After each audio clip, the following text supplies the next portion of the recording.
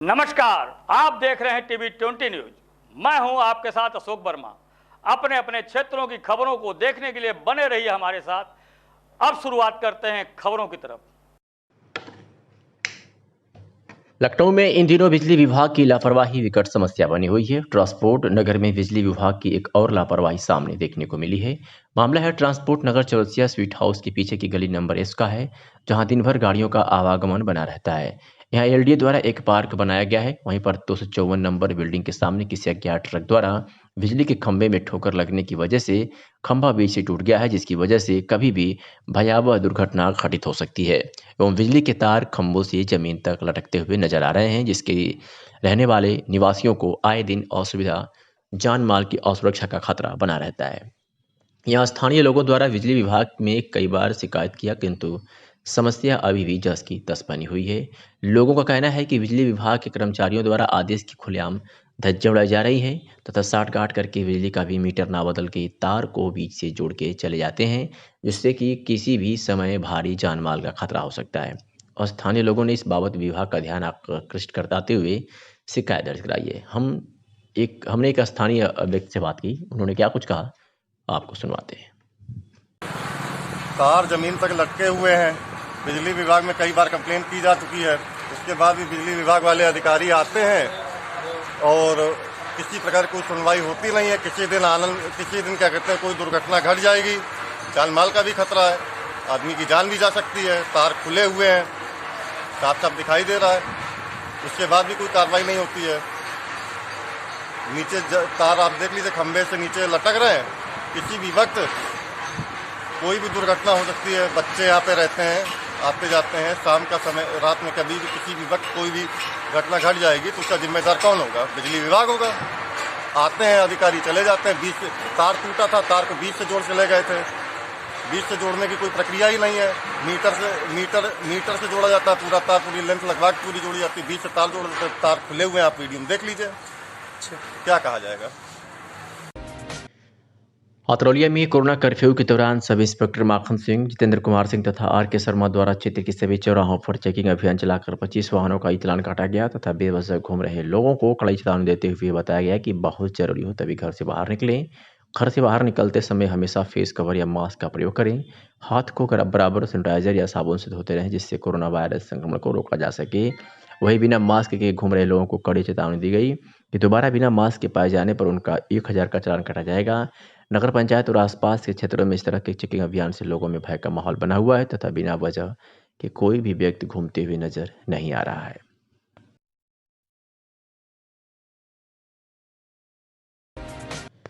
आजमगढ़ जनपद में पुलिस अधीक्षक के निर्देशानुसार लॉकडाउन व कोरोना वायरस से फैल रही महामारी की रोकथाम हेतु आज जनपद की पुलिस ने सड़कों पर उतरकर चेकिंग अभियान चलाया है और लॉकडाउन का नियमों का उल्लंघन करने वालों के खिलाफ कार्रवाई भी की है। आपको बता दें कि पुलिस अधीक्षक आजमगढ़ सुधीर कुमार सिंह व एसपी सिटी पंकज कुमार पांडे व सीओ सिटी निष्ठा उपाध्याय के निर्देशन में व कोतवाल के गुप्ता के नेतृत्व में कोरोना वायरस से फैल रही महामारी की रोकथाम हेतु व लॉकडाउन का पालन कराने हेतु भारी संख्या में पुलिस बल के साथ पहाड़पुर, तकिया, पुरानी कोतवाली चौक, सर्राफा बाजार, शंकर जी फुहारा, कल्ला मंडी आदि क्षेत्रों में भ्रमणशील होकर लॉकडाउन का पालन न करने वालों के विरुद्ध कार्रवाई करते हुए 5000 रुपये जुर्माना वसूला एवं बेवजह घूम रहे लोगों को कड़ी हिदायत दी। कोतवाल के गुप्ता ने बताया कि ये चेकिंग लगातार जारी रहेगी और जो भी लॉकडाउन के नियमों का उल्लंघन करेगा उसके खिलाफ सख्त कार्रवाई किया जाएगा।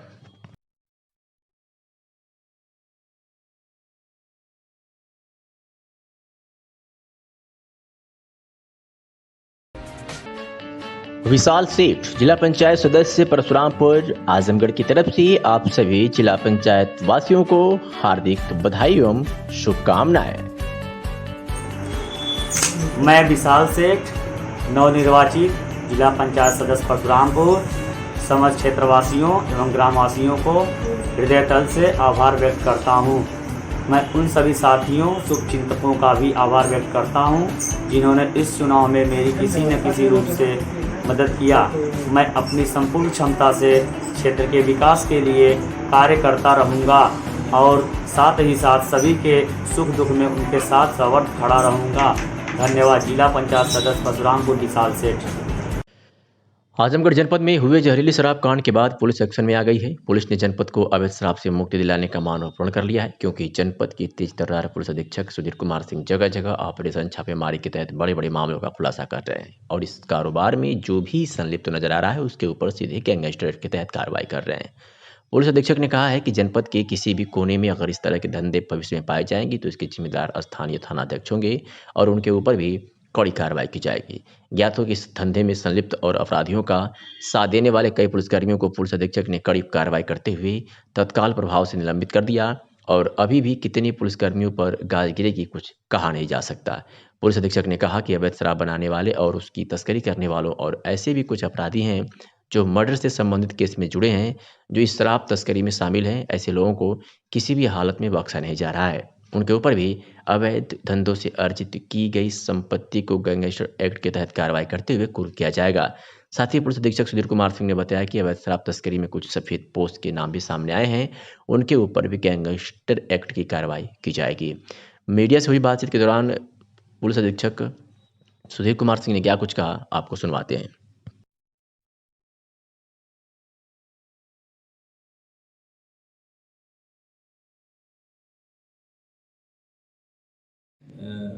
आजकल सभी थानों द्वारा अवैध शराब का निष्कर्षण करने वाले, अवैध शराब बनाने वाले और अवैध शराब की तस्करी करने वाले जो अपराधी हैं उनके विरुद्ध अभियान चलाया जा रहा है।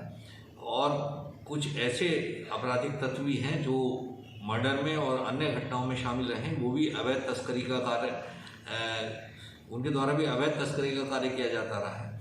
इसमें कुछ दिनों पूर्व एक स्कूल से 700-750 पेटी बरामद हुई थी अवैध शराब की, जो कि दूसरे राज्य से लाकर यहाँ पर इकट्ठा की गई थी और बेची जा रही थी। ऐसे एक अभियोग में जो छात्र अपराधी प्रदीप कपूतरा है, उसका भी नाम उस अभियोग में आया था और उस अभियोग में जेल भी गया था, उसका वारंट भी बनवाया गया है। ऐसे अपराधी जो कि चाहे मर्डर में हो, चाहे अन्य अपराध में हो और शराब की तस्करी का भी काम कर रहे हो, ऐसे अपराधियों के विरुद्ध मेरे द्वारा विशेष अभियान चलाया जा रहा है और इनके विरुद्ध गैंगस्टर एक्ट की कार्रवाई की जा रही है और उसके बाद इनके संपत्ति जब्ती का कार्य किया जाएगा। आज तक इनके खिलाफ इस तरह की कार्रवाई नहीं हुई थी जो इन्हें सबक सिखाती, लेकिन अब हम लोग कार्रवाई कर रहे हैं और जल्दी इसका परिणाम सामने आया है। जो भी अपराधी जो अभी अवैध शराब की छापेमारी में जो बड़े पैमाने पर अवैध शराब से संबंधित पूरी फैक्ट्री बरामद हुई थी, उस प्रकरण में भी उसमें भी कुछ ऐसे लोगों के नाम आए हैं जो सफ़ेद पोस्ट टाइप के हैं और दूसरे अपराधों के साथ साथ इसे भी करते हैं। उनका भी सबके ऊपर गैंगस्टर लगाकर उनकी संपत्ति जब्त करने की कार्रवाई निकट भविष्य में की जाएगी। तो पल भर के लिए हुई बारिश से महाराजगंज सहदेवगंज मार्ग पर प्रतापपुर गांव स्थित यूनियन बैंक के पास पूरी सड़क सैलाब बन गई तथा सूख नहीं पाई कि बुधवार को हुई पूरी रात बारिश से सड़क पूरी तरह जलमग्न हो गई, जिससे बैंक के उपभोक्ताओं और राहगीरों को आवागमन हेतु काफ़ी संकट का सामना करना पड़ रहा है।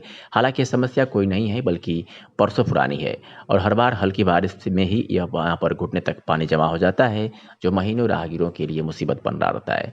लगातार पानी जमा होने के चलते सड़क के बीच में कई गड्ढे भी हो चुके हैं, जो आवागमन के लिए काफ़ी खतरनाक।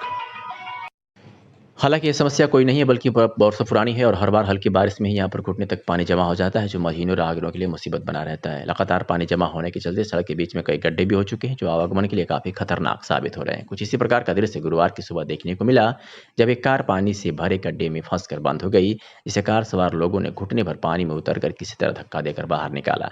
जबकि जलजमाव वाले स्थान से मात्र 200 मीटर की दूरी पर ही छोटी सरजू नदी स्थित है, किंतु नाली के अभाव में जल निकासी नहीं हो पाती है। सड़क के दोनों पटरियों पर मकान बन जाने से जल निकासी पूरी तरह बाधित है। आसपास के लोगों ने कई बार जिम्मेदार प्रशासनिक अधिकारियों और जनप्रतिनिधियों को ध्यान आकर्षित कराया, किंतु जिम्मेदारों को तो इस समस्या से कोई लेना देना नहीं है। अब लोगों की हालत यह है कि लोग जिम्मेदार अधिकारियों की ओर आशा भरी नज़रों से देखते रहते हैं कि पता नहीं कब इस समस्या से निजात मिलेगा। वकील डॉक्टर एपी सिंह ने आज दिल्ली उच्च न्यायालय के मुख्य न्यायाधीश को इस आशय के साथ लेटर याचिका लगाई है जिसमें कोविड-19 कोरोना महामारी के समय तिहाड़ जेल में 50 वर्ष से 60 वर्ष तक के 781 कैदी जेल में हैं और 60-70 वर्ष के 221 कैदी हैं तथा 70 वर्ष से ऊपर के 53 कैदी हैं जो मॉडल पर्सन मैनुअल जिसे पुलिस रिसर्च और डेवलपमेंट ब्यूरो ने तैयार किया है। इसके आधार पर जेल के सेल में स्लीपिंग और बैरक सेल्स और हॉस्पिटल की सुविधा प्राप्त नहीं है और यही हाल देश की लगभग सभी सेंट्रल जेलों का है जिससे उम्रदराज लोगों को कोरोना संक्रमण के अधिक फैलने का खतरा है। यद्यपि कि माननीय हाई पावर कमेटी ने पिछले वर्ष तथा इस वर्ष में भी कैदियों को जेलों से रिहा करने का प्रावधान किया है परंतु WHO द्वारा कोरोना के नए रूप के प्रति और खतरे के बारे में बताया गया है तथा कोरोना के नए रूप के बाद कोरोना मरीजों को सही होने के बाद ब्लैक फंगस का भी प्रकोप बढ़ रहा है और ऐसे बुजुर्ग मरीजों को ठीक करने के लिए अच्छी तरह का इलाज तथा केयर की अत्यधिक आवश्यकता होती है क्योंकि जेलों में मेडिकल स्टाफ की पर्याप्त नहीं होता है तथा 50 वर्ष से ऊपर की उम्र के कैदियों को कानून से भी ऊपर उठकर मानवता तथा जीवित रहने के आधार पर माननीय न्यायालय को विचार करना चाहिए। क्या कुछ कहा डॉक्टर एपी सिंह ने, आपको सुनवाते हैं। दिल्ली उच्च न्यायालय में किस तरह के मुलजिमों की रिहाई की याचिका लगाई है? देखिए, आज माननीय दिल्ली हाई कोर्ट में हमारी मुख्य न्यायाधीश से ये मांग है जिसमें कोविड कोरोना महामारी के समय तिहाड़ जेल में खासकर 50 से 60 वर्ष तक के 781 इनमेट्स हैं और जेल में 60 से 70 वर्ष के 221 हैं तिहाड़ जेल में तथा 70 वर्ष से ऊपर के 53 इनमेट्स हैं और इसमें मॉडल प्रिजन मैनुअल जिसे पुलिस रिसर्च और डेवलपमेंट ब्यूरो ने तैयार किया है इसके आधार पर जेल के सेल के स्लीपिंग बैरक्स सेल्स और हॉस्पिटल की सुविधा पर्याप्त नहीं है और यही हाल देश की लगभग सभी सेंट्रल जेल का है जिसमें उम्र दराज लोगों के कोरोना का संक्रमण बढ़ रहा है, अधिक फैलने का खतरा है। माननीय हाई पावर कमेटी ने पिछले वर्ष तथा इस वर्ष भी मुलजिमों को छोड़ने का प्रावधान किया है लेकिन ये प्रावधान पर्याप्त नहीं है क्योंकि अब इस बार मरीजों को सही होने के बाद उसका जो कोरोना का नया वेरिएंट है उसके बाद ब्लैक फंगस का भी प्रकोप बढ़ रहा है। ऐसे बुजुर्ग मरीजों को ठीक करने के लिए अच्छी तरह का इलाज और केयर और अस्पताल की आवश्यकता होती है जो कि जेलों में मेडिकल स्टाफ पर्याप्त नहीं है तथा 50 वर्ष के ऊपर के उम्र के कैदियों को कानूनी रूप से ऊपर उठकर कानून जो है वो कहता वो ठीक है लेकिन मानवता के आधार पर जीवित रहने का अधिकार है और उसके आधार पर माननीय उच्च न्यायालय को इस आधार पर विचार करना चाहिए जिससे 50 वर्ष की उम्र से अधिक के इनमेट्स को इंटरिम बेल इमरजेंसी बेल मिल सके और जिससे तिहाड़ के रोहिणी और मंडोली जेल में जो कैदी हैं उनको जिस तरह से महाराष्ट्र की माननीय हाई पावर कमेटी ने आदेश की तरह मिल सके और सभी कैदियों को स्वास्थ्य सुरक्षा तथा जीने का अधिकार का संवैधानिक अधिकार जो मूर्त रूप से मिला हुआ है वो मिल सके। आवश्यकता इस समय जिंदा रहने की, हम किस तरह से लोगों को जिंदा रख सकते हैं। कोरोना का पिछला काल देखा आपने, कोरोना का नया वेरिएंट देखा, ब्लैक फंगस देखा और इस आधार पर जो कुछ हो रहा है उसके आधार पर हम चाहते हैं कि हर सूरत में मुलजिमों की रिहाई होकर वो उनको टीकाकरण हो सके, उनका उचित देखभाल हो सके, उनको उचित इलाज की सुविधा हो सके, उनकी उचित अस्पतालों हो सके जिसकी वजह से मौतें न हो सके। मौत की संख्या इनमेट्स की भी कम होनी चाहिए जो कि लगातार बढ़ रही है और यही हाल तिहाड़ जेल का नहीं लेकिन पूरी जेलों का, सेंट्रल जेल जो है अन्य प्रदेश में है वहां भी यही हाल है। इसलिए हमने माननीय दिल्ली उच्च न्यायालय से अपनी इस याचिका के द्वारा ये मांग की है कि ऐसे लोगों को उम्र के आधार पर 50 से ऊपर के लिए और कैटेगरी अपनाएं और उनको जल्दी से जल्दी रिहा किया जा सके जिससे कि जेलों में मौतों की संख्या घट सके और उनको प्रॉपर टीकाकरण हो सके, उनका प्रॉपर इलाज हो सके, वैक्सीनेशन हो सके। जीवन जीने का अधिकार तो अंततः मूलता देती है और ये अति आवश्यक है। इसी पर माननीय सर्वोच्च न्यायालय ने भी आदेश पारित किया है, सो मोटो संज्ञान भी लिया है, अपने आप स्वतः संज्ञान भी लिया है और उसी स्वतः संज्ञान को आगे भी बढ़ाने के लिए काम किया है जिस आधार पर आगे उसकी प्रोसेस हो सके और उसको आगे प्रोसीजर किया जा सके और इस बात के लिए यह आवश्यक है कि ये होना आवश्यक है।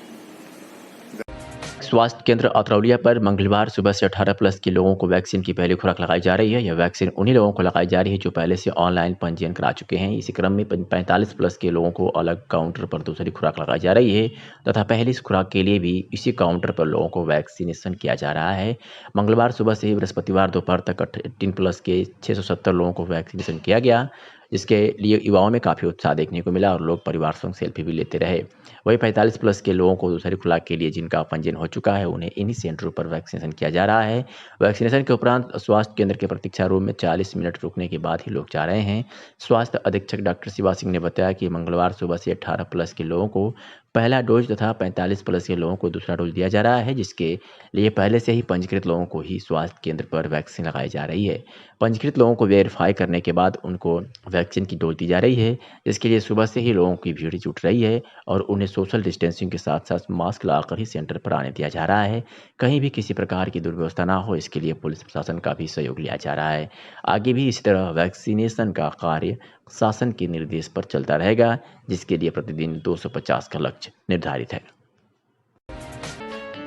विशाल सेठ, जिला पंचायत सदस्य परशुरामपुर, आजमगढ़ की तरफ से आप सभी जिला पंचायत वासियों को हार्दिक बधाई एवं शुभकामनाएं।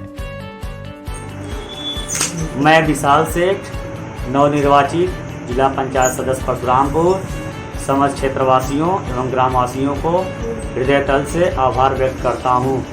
मैं उन सभी साथियों शुभचिंतकों का भी आभार व्यक्त करता हूँ जिन्होंने इस चुनाव में मेरी किसी न किसी रूप से मदद किया।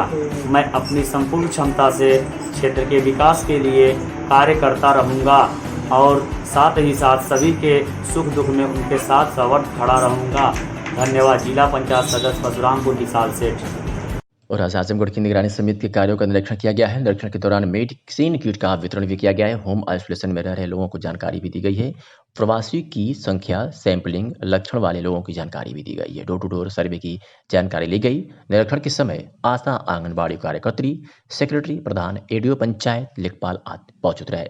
तो खबर आजमगढ़ से तस्वीरें आप देख सकते हैं। टीवी 20 न्यूज पर आपको दिखा रहे हैं खबर आजमगढ़ से, जहां निगरानी समिति के कार्यों का निरीक्षण कर मेडिसिन किट का वितरण किया गया है। प्रवासी की संख्या, सैंपलिंग, लक्षण वाले लोगों की जानकारी, डोर टू डोर सर्वे की जानकारी ली गई। निरीक्षण के समय आशा, आंगनबाड़ी कार्यकर्त्री, सेक्रेटरी, प्रधान, एडीओ पंचायत, लेखपाल आदि मौजूद रहे। जनपद में रुक रुक कर हो रही लगातार बारिश में इंदरपट्टी गांव में लगभग आधा दर्जन लोगों का मकान जमींदोज हो गया है।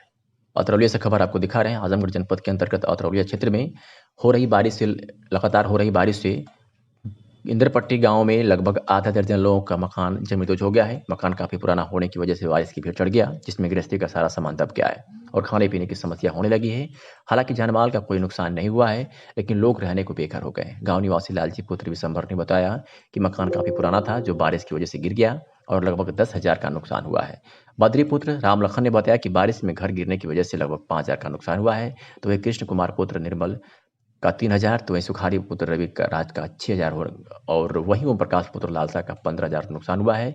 गांव के प्रधान नीरज यादव ने कहा कि जब हमें सूचना मिली, हम मौके पर देखें तो इन लोगों का मकान बारिश की वजह से गिर गया है और खाने पीने की भी काफी दिक्कत को देखते हुए हर संभव मदद को हम तैयार हैं। कुछ लोगों का ज्यादा नुकसान हुआ है, उन्हें हम अपने पास से पैसे दिए हैं और आगे भी मदद करते रहेंगे। फोन द्वारा लेखपाल को सूचना दिया गया है। सुनाते हैं कि स्थानीय ग्रामीण और नवनिर्वाचित ग्राम प्रधान ने क्या कुछ कहा। क्या नाम है प्रधान जी? नीरज यादव। इन लोग का मकान क्षतिग्रस्त हो गया है, इसके बारे में बताइए। अरे हमको पता चला है बारिश की वजह से लोगों का मकान गिर गया है, तो हम आए हैं घर से देखने के लिए। अब जो होगा हम लोगों को मदद करने का सब कुछ करेंगे। अब इनका सामान निकलवाए हैं, सब दब गया था, और जो मदद रहेगा करने के लिए वो करेंगे हम लोग। जनता ने आपको सपोर्ट किया है, तो उनकी आप कैसे मदद करेंगे, इसके बारे में बताइए।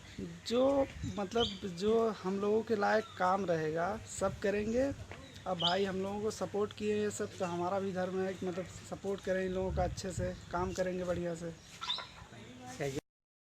आजमगढ़ के अतरौलिया क्षेत्र में बन रहे गोरखपुर लिंक एक्सप्रेसवे के निर्माण के चलते नंदना बाजार से अंबेडकर नगर के तेंदुआई कला तक जाने वाली सड़क के कटिंग स्थल पर यूपीडा द्वारा अंडरपास न बनाकर 200 मीटर पश्चिम तरफ अंडरपास बना दिया गया।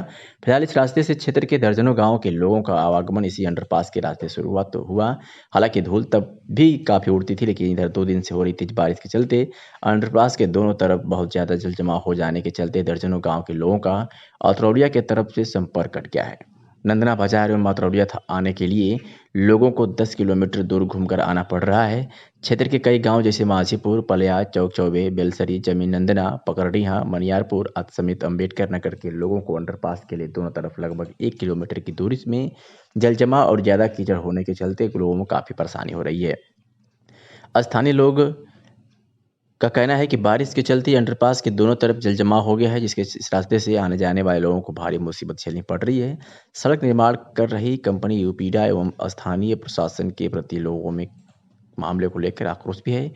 क्या कुछ कहा संदीप सिंह स्थानीय निवासी ने, सुनवाते हैं आपको। भैया और किस गांव के निवासी हैं और क्या दिक्कत परेशानी है यहाँ पे, इसके बारे में बताइए। संदीप कुमार सिंह, माझीपुर निवासी हैं। दिक्कत यह है कि हम लोगों के आने जाने की नंदना माझीपुर मार्ग बंद। कैसे बंद है, क्या कारण है? जो कि वीडा द्वारा काम कराया जा रहा है, और जो मेन रोड पे क्या अंडरपास नहीं बनाया गया, 200 मीटर पश्चिम हट के बनाया गया है। उस पर आने जाने में पानी इतना काफ़ी लग गया है, वहाँ आने जाने की दुर्व्यवस्था है। कितने गांव प्रभावित हैं? लगभग 20 गांव प्रभावित हैं। कहाँ से कहाँ तक रास्ता जाता है? ये नंदना से देवरिया बाजार के लिए जाता है रास्ता। ये क्या मांगे हैं आपसे? कि हमारी मांग ये है कि इसको जल्द से जल्द ठीक कराया जाए। आने जाने की में बहुत काफ़ी असुविधा हो रही है। महाराजगंज पुलिस ने 3 शराब तस्करों सहित 4 को गिरफ्तार करने में सफलता हासिल की है। आपको बता दें कि पुलिस अधीक्षक के निर्देश पर महाराजगंज पुलिस को बड़ी सफलता हाथ लगी है। 6 पीपिया में 20-20 लीटर कच्ची अवैध अपमिश्रित शराब, कुल 120 लीटर, 2 किलो यूरिया व 250 ग्राम फिटकरी के साथ 3 नफर अभियुक्त को गिरफ्तार करने में सफलता हासिल की है। तो वहीं आपको बता दें कि पुलिस अधीक्षक के निर्देश पर अपराध व अपराधियों पर की गिरफ्तारी के संबंध में चलाए गए अभियान के क्रम में पुलिस अधीक्षक आजमगढ़ सुधीर कुमार सिंह के द्वारा दिए गए निर्देश के क्रम में अपर पुलिस अधीक्षक ग्रामीण व क्षेत्राधिकारी सकड़ी व प्रभारी निरीक्षक के कुशल नेतृत्व में महाराजगंज पुलिस ने चंद्रसु रामपुत्र कुंदन, साकिंग देवारा जदीद, राजेश उर्फ करिया पुत्र वर्खो, साकिंग देवारा जदीद, धनई राजभर पुत्र हरख राजभर, साकिंग देवारा कदीम थाना महाराजगंज जनपद आजमगढ़ को, तो वहीं एक साकिबुद्दीन पुत्र स्वर्गीय मुमताज अहमद साकिन सिकंदरपुर आइमा थाना महाराजगंज को गिरफ्तार करने में सफलता हासिल की है। आजमगढ़ जनपद में पुलिस अधीक्षक के निर्देशानुसार अपर पुलिस अधीक्षक ग्रामीण आजमगढ़ क्षेत्राधिकारी फूलपुर के कुशल नेतृत्व में थाना अध्यक्ष संजय कुमार सिंह, थाना दीदारगंज व उप निरीक्षक धनराज सिंह मई हमरा फोर्स के नेतृत्व में दीदारगंज पुलिस ने 25,000 की इनामिया शराब तस्कर को गिरफ्तार किया है।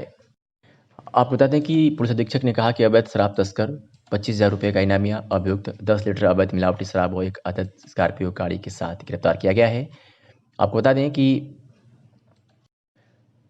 दीदारगंज पुलिस क्षेत्र में तलाश वांछित अभियुक्त व चेकिंग संदिग्ध व्यक्ति व वाहन के क्षेत्र में कस्बा दीदारगंज में मामूर थे के जरिए मुखबिर खास सूचना पर साहब काली रंग की एक स्कॉर्पियो में कुछ लोग मिलावटी शराब लेकर बैरक डी की तरफ से पलथी बाजार की तरफ जा रहे हैं।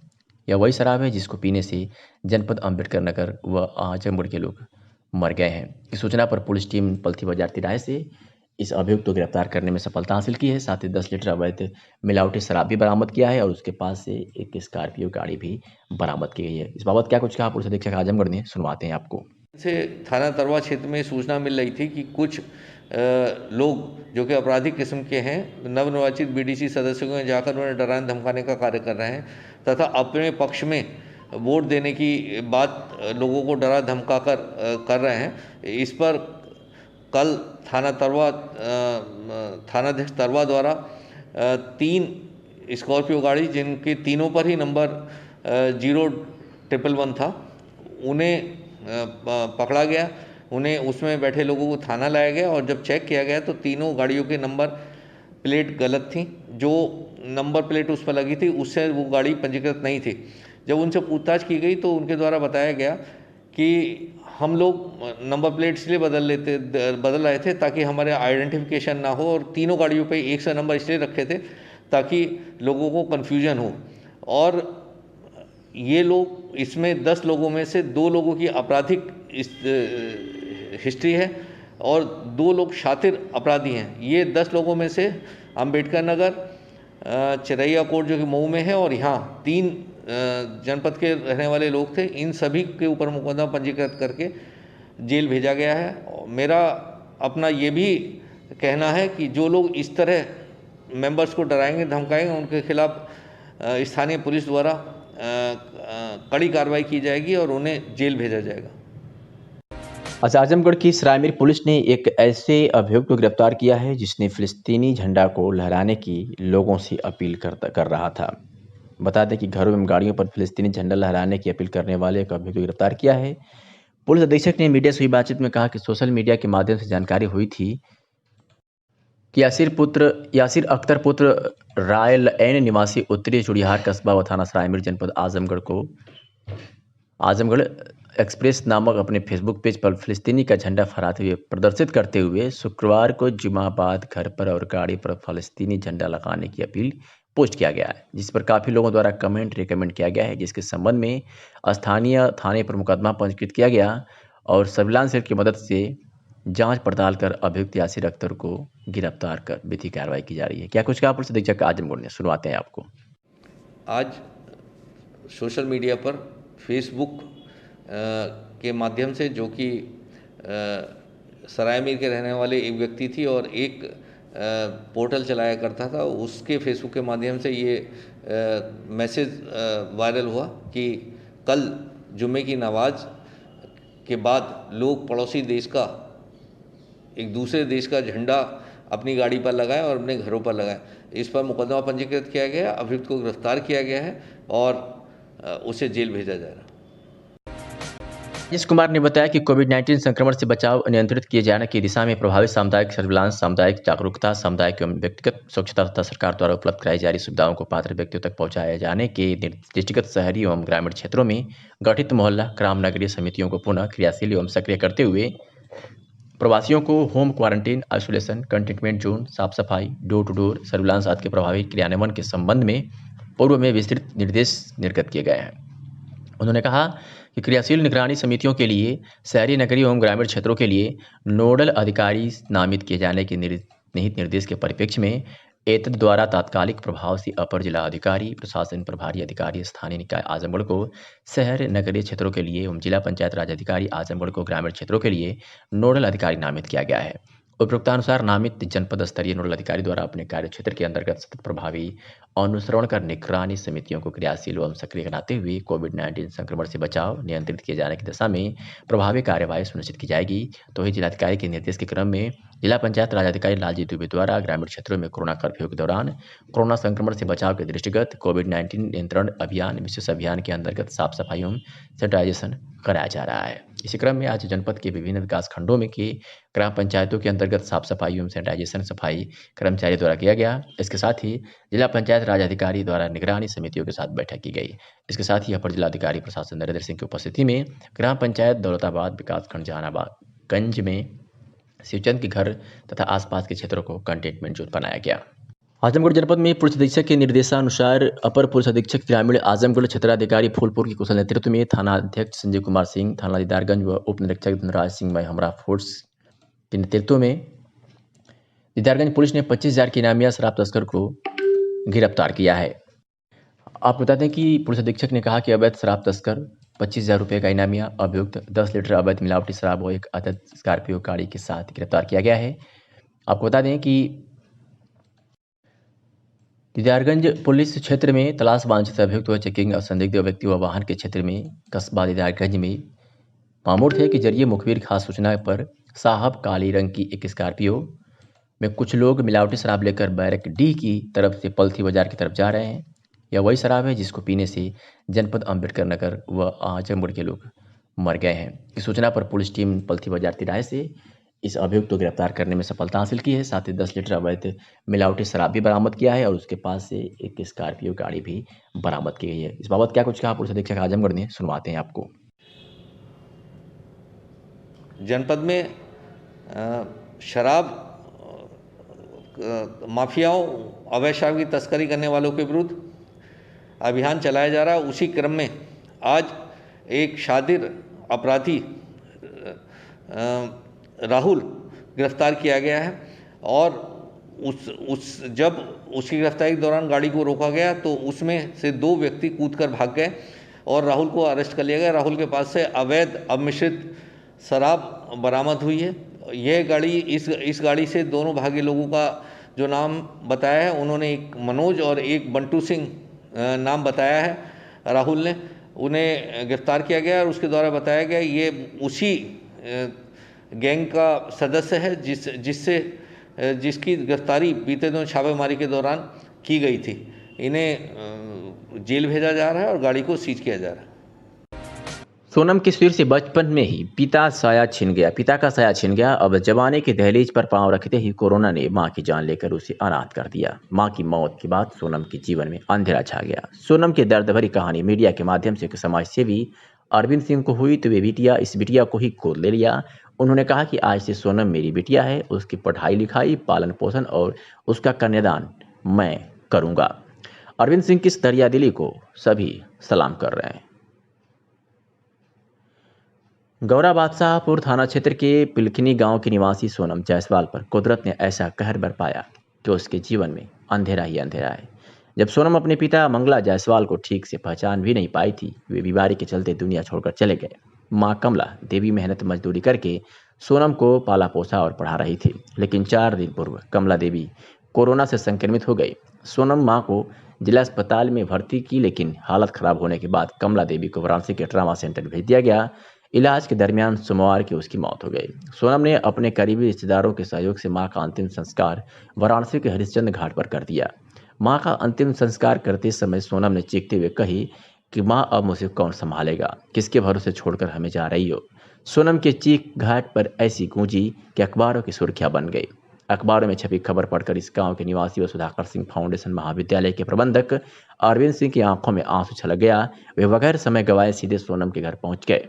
उस समय सोनम और उसकी करीबी रिश्तेदार कमला देवी के गम में डूबे हुए थे। उनके करुणा क्रंदन की चित्कार पूरे गांव में गूंज रही थी। किसी तरह अरविंद सिंह समझा बुझाकर सभी को शांत कराने के बाद सोनम से कहा कि आज से तुम मेरी बेटी हो, तुम्हें मैं पढ़ाऊंगा, लिखाऊंगा और कन्यादान भी मैं करूंगा। इतना सुनने के बाद उसे कुछ आस जगी तो सोनम की आंखों में नई चमक दिखाई देने लगी। मैं मम्मी सर एडमिट थी सर सदर में, वहाँ सर रिफ़र हो गई, तब सर गए बेचू सर कोरोना काल में वो एक्सपायर कर गई हैं। फिर अंतिम संस्कार सर हम सब कुछ किए अपने हाथ से, कोई आगे पीछे नहीं है सर। आप इकलौती बेटी है? जी। अच्छा, तो कैसे अंतिम संस्कार किया आपने, कहाँ किया? सर वहाँ हरिश्चंद्र घाट में। कैसे अकेले किया? सब हो जाएगा, कठिन रहा होगा। पैसे से? सर पैसा होता सर उसी में हमको मिला था सर। फिर अब जो है, अब कैसे ज़िंदगी बीतेगी, अब कैसे क्या होगा? सर अब सही मिलेगा, जैसे भैया जी हैं, अरविंद भैया जी हैं, सब मदद करेंगे। उन्होंने आपको क्या गोद लिया है? जी जी। तो आप पढ़ना चाहते हैं आगे? जी। क्या है, कैसी बच्ची का क्या हुआ है पूरा मामला? इस बच्ची की मां को जो है 5 दिन पहले सदर हॉस्पिटल में एडमिट हुई, कोरोना पॉजिटिव हुई। फिर वहाँ 4 दिन रखने के बाद जब ये सीरियस हुई तो इसको डिस्चार्ज कर दिया गया BHU के लिए। BHU में 2 दिन रही, कल ये एक्सपायर कर गई। और उनकी केवल यही बिटिया थी। इसके पिताजी 18 साल पहले ये लोग जब बहुत छोटी थी तो एक्सपायर कर गई, और यही एक बच्ची बची है। इसकी माँ और पिता दोनों एक्सपायर कर गए। पिताजी पहले किए थे, माँ जो कल कर गई। अब इसके सामने बहुत संकट था, तो हमारे मन में आज सुबह ही आया कि हम इसको आज से ही गोद लेंगे। इसके आगे की पूरी लाइफ इसकी आज से पूरा भरण पोषण, इसकी जो भी पढ़ना चाहेगी शिक्षा, और यहाँ तक कि इसकी शादी तक, कन्यादान तक हमारे हाथों होगा। आज से हम इसको अपने गोद ले रहे हैं। इस महामारी में बहुत लोगों ने अपने परिवार को, क्या लगा आपको, कैसा दर्द महसूस हुआ कि हाँ इस बच्ची के साथ ऐसा करना चाहिए? अभी बच्ची अकेले बची है, इसकी जो दर्द भरी बात हमने आज न्यूज़पेपरों में भी पढ़ी और बड़ा हमको सदमा लगा। फिर हमको लगा कि भगवान ने अगर हमको कुछ दिया है तो इसका दुख दर्द बांटें, इसको अपने साथ लेके रखें।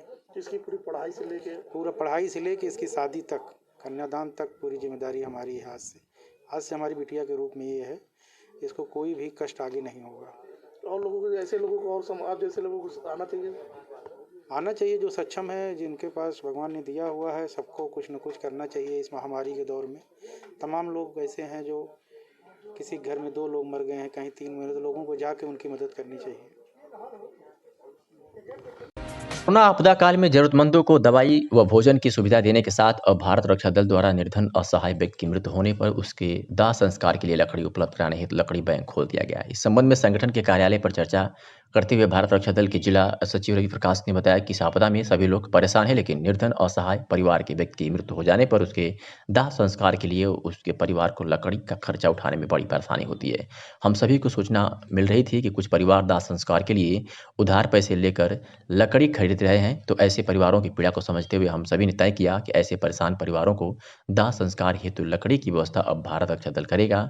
और इसी निर्णय के अनुसार राजघाट बंधा पर लकड़ी की व्यवस्था करके हम लकड़ी बैंक खोल खोल दिया गया है, जहां से कोई भी निर्धन परिवार मुफ्त में लकड़ी लेकर मृत व्यक्ति का दाह संस्कार कर सकता है। साथ ही उन्होंने भी बताया कि कोरोना काल में भी हमारे कार्यकर्ता लावारिस मृतकों का दाह संस्कार कर रहे हैं। लावारिस मृतकों को भी लकड़ी आदि की व्यवस्था रक्षा दल द्वारा कराई जा रही है। इस अवसर पर संगठन के सुनील वर्मा, धनंजय अस्थाना, जय कुसुम, पप्पू, कौशलेंद्र, जावेद सहित तमाम लोग मौजूद रहे। इस बाबत क्या कुछ कहा भारत रक्षा दल के सचिव रवि प्रकाश ने, सुनवाते हैं आपको। मैं रवि प्रकाश, जिला महासचिव भारत रक्षा दल। आज कार्यालय पर एक आवश्यक मीटिंग संपन्न हुई। जैसा कि आप सब लोग जानते होंगे कि भारत रक्षा दल कोरोना काल में ज़रूरतमंद लोगों को दवा और भोजन मुहैया करा रहा है।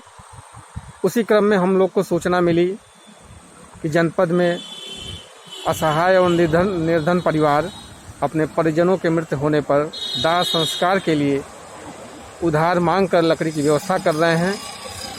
उन परिवारों की चिंता को देखते हुए भारत रक्षा दल परिवार ने लकड़ी बैंक की व्यवस्था की है, जिससे निर्धन असहाय परिवार के लोगों को दाह संस्कार के लिए लकड़ी के लिए इधर उधर भटकना नहीं पड़ेगा। भारत रक्षा दल के द्वारा निर्धन असहाय परिवारों के लिए तत्काल आज से ही लकड़ी बैंक शुरू कर दिया गया है। ऐसे निर्धन असहाय परिवारों के लिए निःशुल्क लकड़ी की व्यवस्था भारत रक्षा दल के द्वारा की जा रही है। धन्यवाद।